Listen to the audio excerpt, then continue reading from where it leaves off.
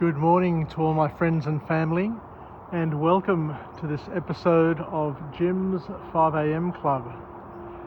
It's Thursday morning, it's sunrise, and although I can't see the direct sunrise, I can see the reflection of the sun off that building there in North Sydney. It's going to be another beautiful day. It's a bit cool this morning, which I don't mind, and there is a bit of a breeze, which will probably keep today nice and comfortable from a work perspective. I was going to come in earlier today to watch a ship come and dock at the International Passenger Terminal, but believe it or not, the bus didn't stop at my bus stop this morning. It just drove all the way through and left two of us stranded at the bus stop, and we had to wait another 15 minutes for another bus. So it is what it is, as they say, and we'll take it as a message that today wasn't the day for me to be down Harbourside, but rather to be over here and to be using this wonderful vantage point up here at Observatory Hill as today's backdrop for yet another book summary, for yet another episode of Jim's 5am Club, which takes me to 1456. So I'm cranking along. I'm well on my way, well on my path to delivering 1,500 vlogs in English, and will continue to maintain my lead and own this space, make this space mine, and be the most prolific vlogger and delivery channel of personal development material in the world. I'm proud to say that this channel here, Jim's 5am Club, is not only big in terms of number of vlogs and videos, but I also have by far the greatest variety of material that anybody has ever put together on these different topics. And to present 1,454 videos, episodes, which cover experiences, which cover book summaries, which cover a variety of topics, is, and in itself, an awesome achievement. And I'd like you to be my partner. I'd like us to partner in each other's growth and development, and to spread the message, let other people know that there is a channel, there is a vlog channel known as Jim's 5am Club, which is free. And I have so many videos and so much material that if you listened to one vlog a week, if you listened to one episode a week, it would take you almost 30 years to get through the library of material that I have proudly accumulated. So today's book summary is entitled First Minute by an author named Chris Fenning. So this book is all about how to communicate communicate effectively, and how to get your message across and influence people in the best possible way you can. So the first key message to come from this author is that shorter, clearer conversations get the best results. And we all need to understand one thing, that it's first impressions. First impressions count. And the author here reminds us that we need to get the message across, the key message across, in the first 15 seconds, or else we're going to lose the opportunity to connect and communicate with our audience, with the people who we're trying to influence, the people we're trying to connect with, the people we're trying to join the dots with. So I can't express this more importantly than it's the first 15 seconds, the first 3 sentences that you deliver are going to make or break the opportunity you have to communicate and get your point across. So lesson number 1 from this author is we need to be effective in our communication style, and we need to get the hooks in. We need to secure our place with the people that we're talking with in the first 15 seconds or less. And then we need to follow up with a structured summary of the entire message that you need to deliver. We need to, in essence, prepare our audience to receive the message before you deliver it. I remember back in 1983, after I'd come back from a holiday in Greece, after I'd finished my university studies. I studied accountancy, economics at Sydney University, and then I did a data programming course because I wanted to complement and supplement my economics studies with programming and computer studies. So I did that course here in the city at Bridge Street. And I remember the presenter, the facilitator on that course. He's a funny guy, I remember him now. He used to enjoy his drink and he used to smoke profusely in class and in the building, which everybody did back then, back in the early 80s. Now, you caught a flight, you'd be smoking on the flight. You caught a train, you'd be smoking on the train. You went to work, you'd be smoking at your desk. You'd be smoking in meetings. And I remember him saying that when it comes to presenting to the public, when it comes to presentation skills, the key message and the easy message that he said was you tell them what you're going to tell them, you tell them, and then you tell them what you've told them. So in essence, in those 3 sentences, he encapsulates what this author is trying to get across in terms of a message. So in 3 sentences, he said basically, you tell them what you're going to tell them, you tell them, and then you tell them what you've told them.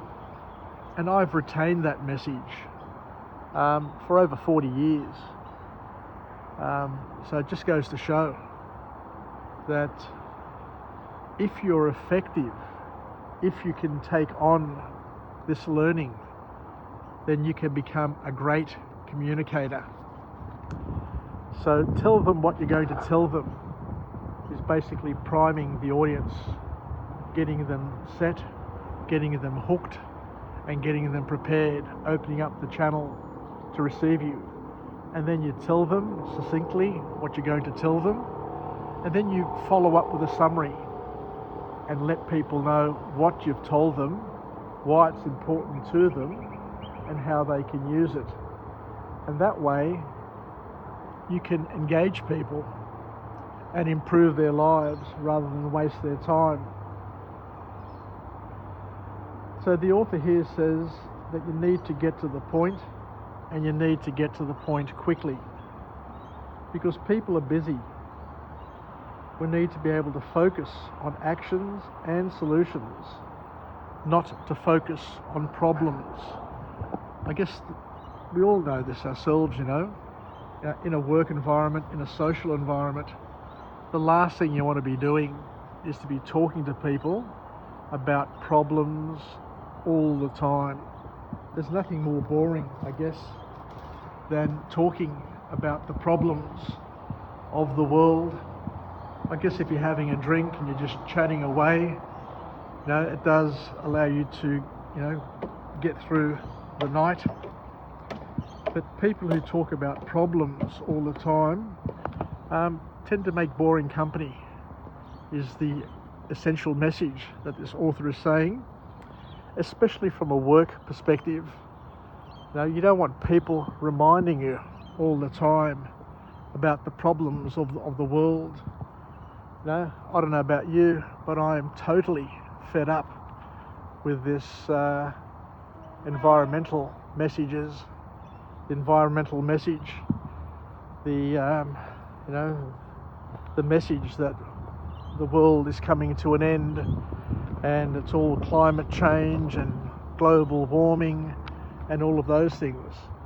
Yeah, fair enough, we get it. But if you talk about it over and over and over again, it becomes overwhelmingly boring.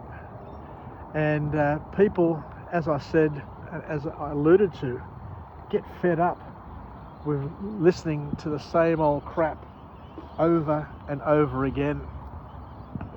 And the author reiterates this message that it's important to talk about solutions rather than to keep on ruminating about the problems. So focus on actions and solutions, not the problem, is what the author is saying here. And the author introduces a technique called the GPS technique, which means open up with a goal, state the problem, and follow up with a solution.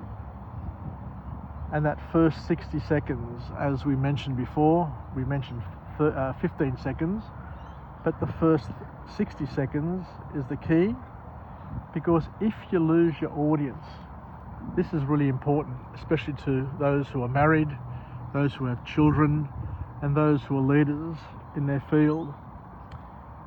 Now you've got 60 seconds, and that first 15 seconds is key, but you've got about 60 seconds to keep people interested and on channel. But if you lose somebody, it's hard to get them back.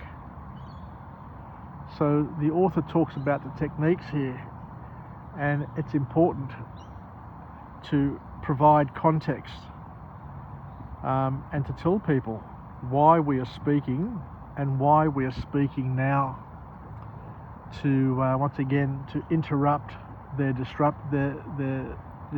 disruptions that they have in their life, interrupt that noise that they have, and get them to at least focus for a short amount of time until you win them over. So by providing context, what the author says here is that we need to present what the desired outcome is first, and then to say what the blocker is, what the barrier is to achieve that desired outcome, and then follow up and open up discussion about what the solution or solutions may be. And it's important and critical to be able to ask open-ended questions in order to keep your audience, keep those people that you're talking to engaged, and to get them thinking and to get them responding in a conversational way rather than simply a yes-no sort of answer. I'll just take my things and continue to walk and talk because it's important to be participatory in our conversation style and in our solution style. It's not about us doing what we want to do. Now we need to be able to work and to generate answers and solutions through people. One of the great things about leadership is getting things done through people and with people, as opposed to you just dictating to them what you want and when you want it. So we need to focus, as we said before, on the first minute, and we need to make our intentions clear. And we make our intentions clear by giving a very, very clear and unambiguous headline. I remember working at IBM back in the 80s, the mid 80s to the late 80s, and I had a wonderful manager back then, a great communicator. His name was Greg Gleason, and back then he talked to me about presentation techniques, and the technique that he favoured was the onion technique, where he says that when you're presenting to senior management, when you're presenting in the corporate sphere, you're presenting to people who are very busy, who are very distracted, and who are very time poor.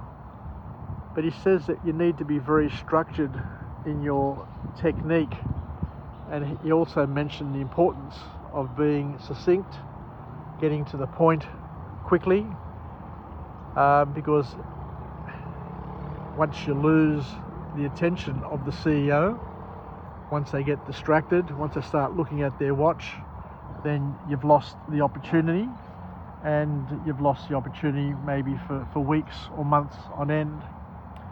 So he talked about the importance of using a layered onion approach, where you peel the onion layer by layer until and making the point and connecting each layer to the other layer, and stepping your audience through step by step in a logical way.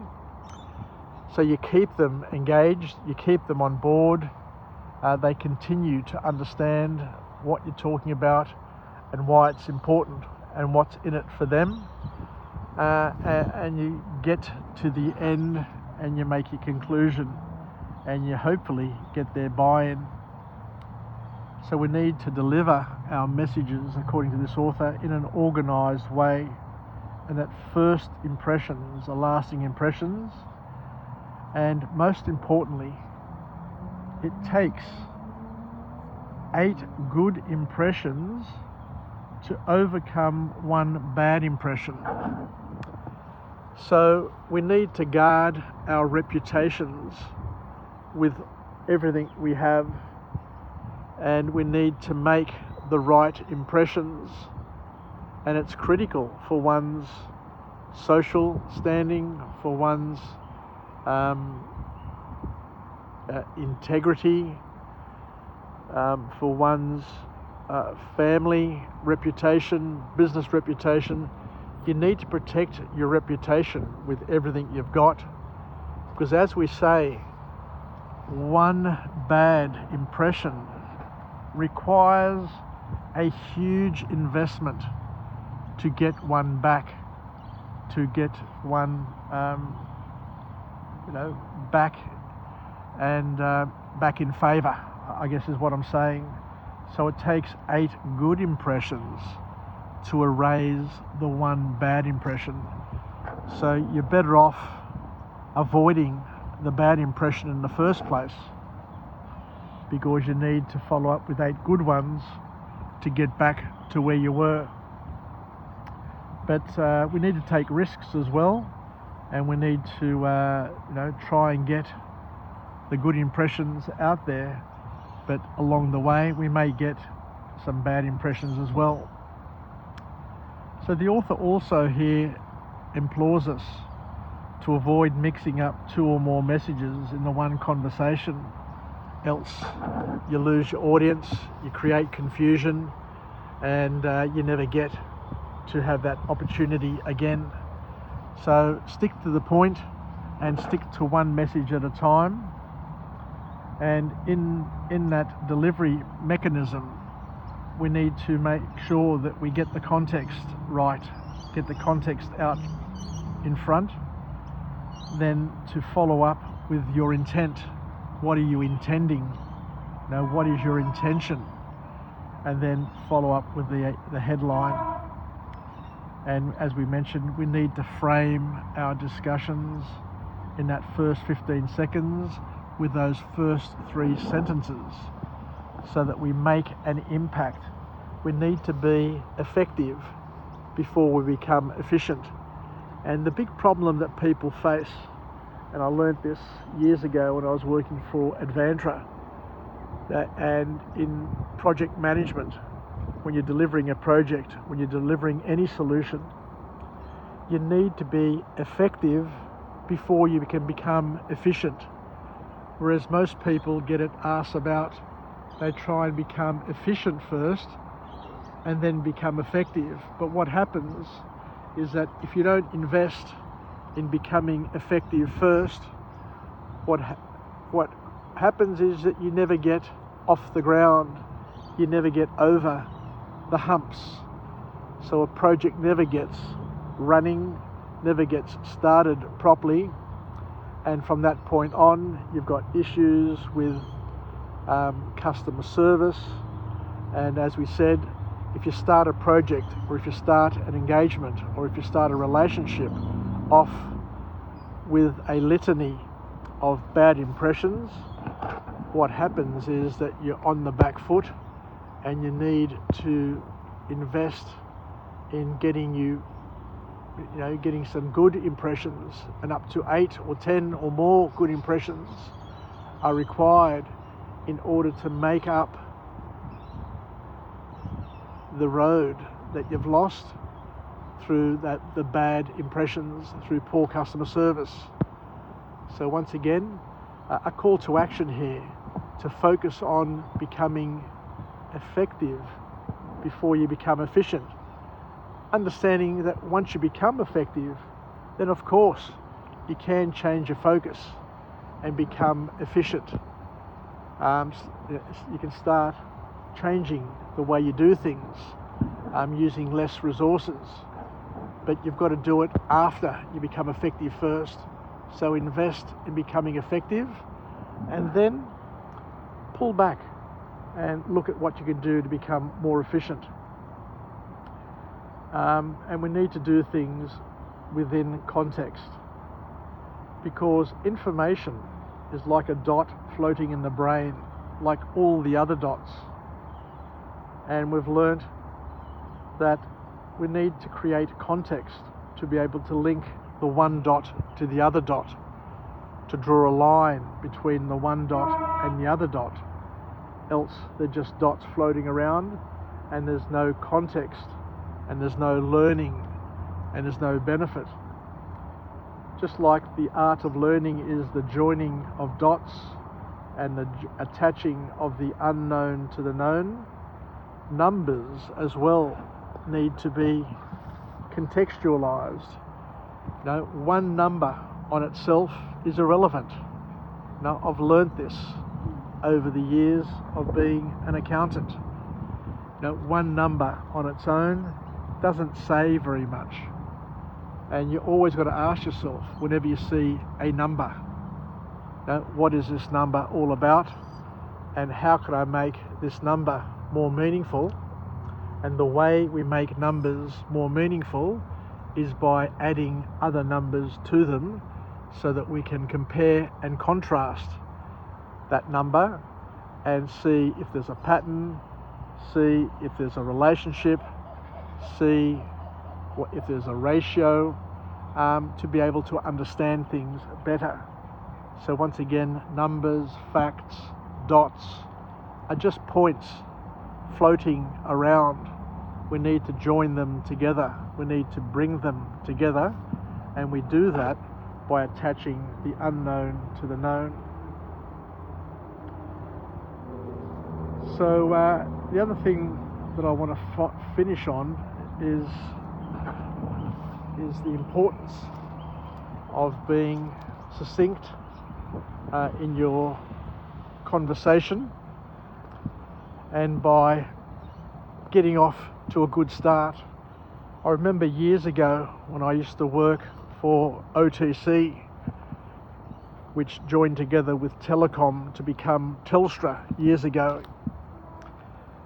There was a new manager who came into the organisation by the name of Stefan Wazinski,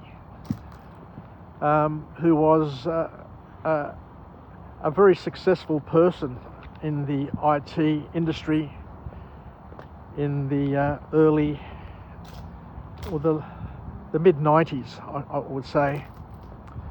And I remember going to a meeting with him, the first meeting that I had with him, and he sat everybody down and he went through and he said what the agenda was for the meeting, what the purpose was for the meeting, what the goal was.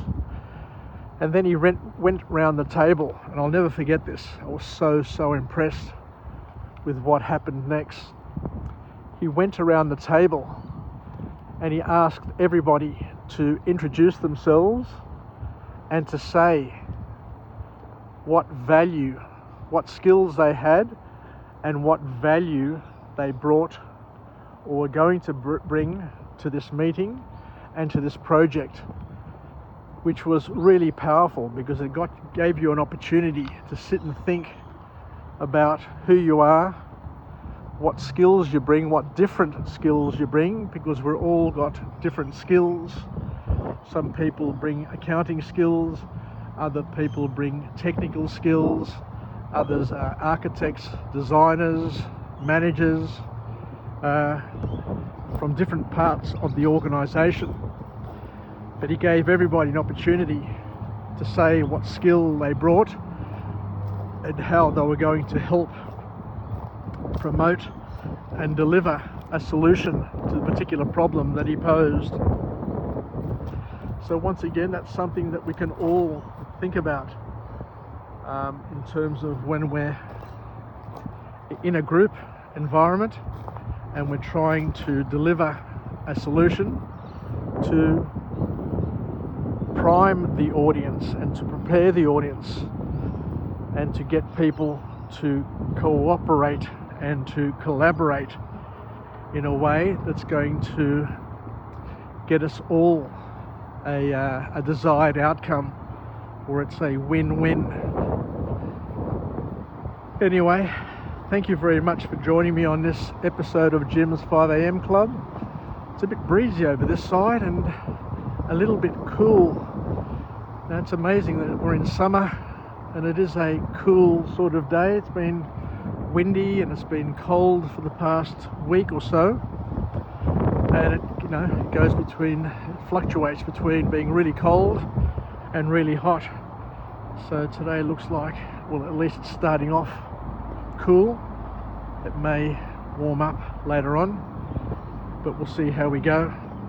So thank you very much for the opportunity, and as I said before, please spread the message, let people know about my channel, my YouTube channel, and get them connected, because you never know what you can learn through OPE, through other people's experiences, and that's what that's what I'm trying to achieve here with Jim's 5am Club, by taking OPE, other people's experiences, and attaching it to our own experiences, because we say it and we say it again and again, our lives are all different.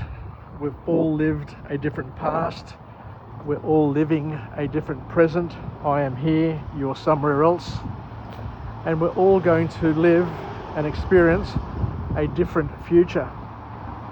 And along the way, we're going to accumulate experiences along the way. But those experiences are only going to be slithers, very, very narrow, small slithers of reality. And the slithers that I accumulate, the slithers that you accumulate, are going to be different. But those slithers are going to influence our worldview in terms of how we process things, how we think about things, how we decide about things. But we need to compare our slithers to other people's slithers. We need to compare our experiences to other people's experiences in order to broaden and deepen our perspective, because we can only live one life at a time. We can't live multiple lives at a time physically, but we can do it through books. We can learn from others. We can accumulate other people's wisdom, other people's knowledge from other times as well. It doesn't have to be people living here and now. It can be people who have lived in the past. Anyway, just something to think about. But continue if you can to watch my vlog channels and learn whenever you can, and be lifelong learners, where we can get to the point of living, learning and passing it on. Anyway, just heading to work now, and we'll chat again. Bye for now from Jim on Jim's 5 a.m. Club. Yassas. Ciao for now.